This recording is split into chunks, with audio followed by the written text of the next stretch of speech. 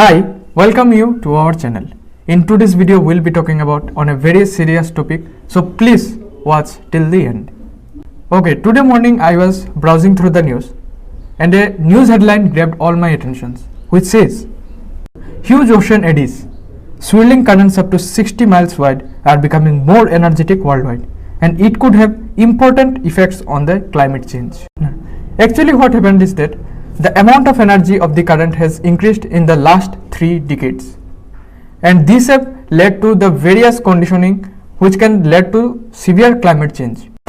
And researchers fear that the ability of the ocean to absorb global heating and carbon dioxide will get affected on a very large scale.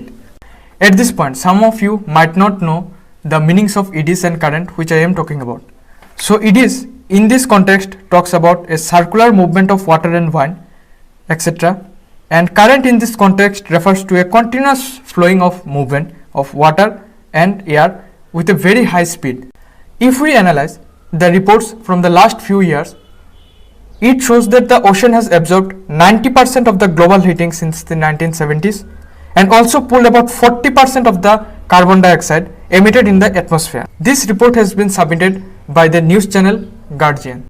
Researchers have analyzed the reports from 1993 to 2020 and has found the eddies are becoming more than 5% powerful each decade. See, I am not going through the whole document, but I will be highlighting the few important points from this article. Professor Matthew England of the Climate Change Research Center said, "We knew the eddies play an important role in the climate, but how this intensification might change a given weather pattern is hard to say." Again, he says, "To see it changing at this scale is confronting to me." The researchers at the Australian University said, "By carefully analyzing satellite observations, our team discovered clear changes in the distribution and strength of oceans eddies, and these changes have never been seen before."